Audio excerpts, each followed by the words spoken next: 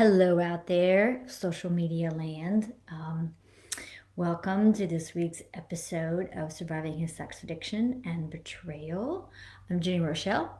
I'm a betrayal trauma specialist, and I am also an ex-partner of a sex addict, so walking my own journey of recovery right along with you all, lovely ladies, every day.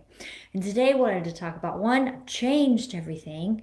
I've changed my office, and that's part of my own coping mechanism this week. Um, as I've been talking about, we've been remodeling the house, and that's coming to winding down. And what I've realized is that I think for the first half of this pandemic, I was running like, almost every day, and in really great shape. And then my knees started hurting, and so I had to move to less physical activity.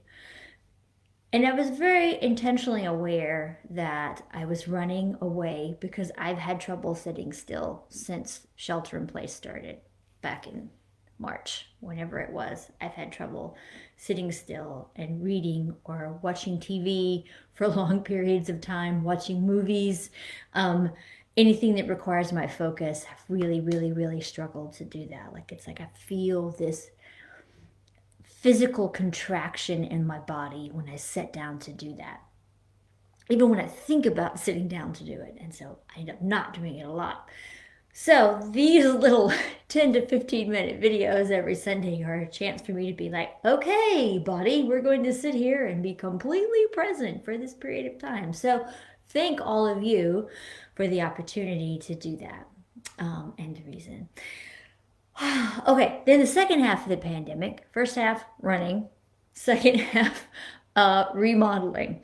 And I also was very aware that I was sort of obsessed with that and with buying things and with like making my house look super pretty and just so. Da, da, da, da. And finally, we're getting down to the end of it. And then, like, day before yesterday, I was actually, I write poetry, but I haven't really written. I've written one poem since shelter in place, since the pandemic started.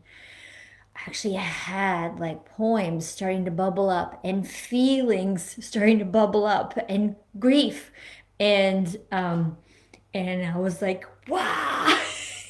Like literally like, no, like backwardly. I'm not ready to do that. I'm not ready. I don't want to write that poem yet. I don't want to feel it. I don't want to do it. I'm going to push it aside. And so I rearranged and cleaned out my entire office, which it desperately needed. But what does it have to do with overwhelm? Which is what the video I wanted to talk about today. Because this Sunday morning, as we're almost done with the to-do list of things to do for remodeling the house, and we have a beautiful and amazing house, and I'm so blessed and privileged to live in this space and to have been able to afford all the things that we have done this summer, and I'm super hyper aware of that and grateful. And it has been hard and it has been overwhelming. And this morning, like, the anxiety and the overwhelm is real. Like, I'm leaning in when I say that. It is real. It is pressing up against my face, against my chest, against my stomach. And it's like, what? What am I supposed to do? And it's everything, right? It's everything that's going on right now. And how do we hold space for all of it? How do we feel all of it? I'm a 4 on the Enneagram. I'm highly empathic. I feel things for everybody. And part of my work is to not do that. And there's so much collective grief and stress and overwhelm right now. And I feel all of it. I feel like I just think about George Floyd and him crying out for his mama, and it breaks me. And I have consciously set that aside, and I have known that there's something I need to do, that I need to say about Black Lives Matter, and they do, and I feel that strongly. And also, like, I feel like in terms of women's issues and body consciousness and shaming and misogyny and institutional sexism is also right here for me and so present. And I'm trying to figure out with all these things, what is mine to do? What is mine to do?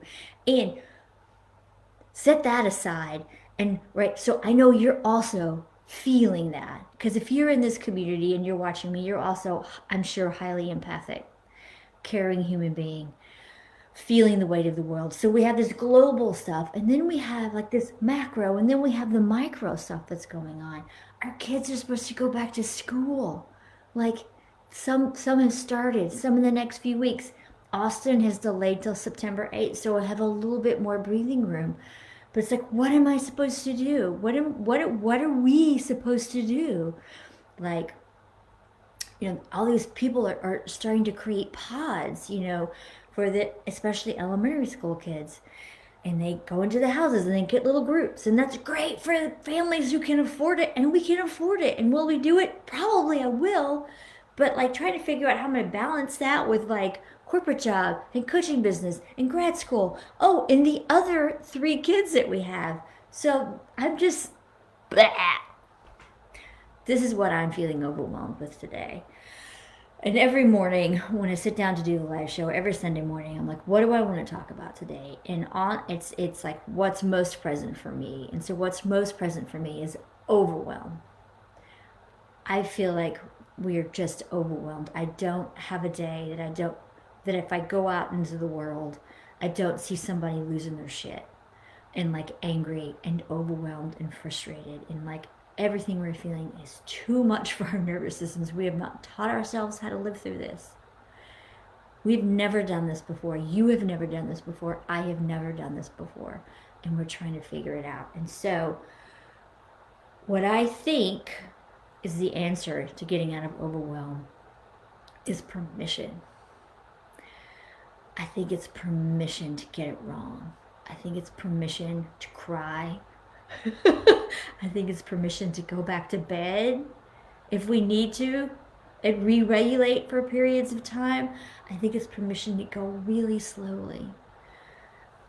I think it's permission just to say, I'm going to do good enough. I can't do all of it. You can't do all of it. There's no way to do all of it. And so it's permission to like put yourself first. I can't believe that kind of came out of my mouth, but it did. That surprised me. Put yourself first. Take care of you first. We talked about this before. Like, fill your own cup first. It's sort of cliche, but put yourself first and make sure that you're setting aside time for you every morning to regulate and ground so that when you go out and you deal with all of this, like you have just this much more space and capacity and reserves to do that. I just, like I said, permission to get it wrong, permission to feel overwhelmed, permission to go as slowly as you need to. I always tell my coaching clients, going slow is your superpower. It's okay to go slow in all areas of your life.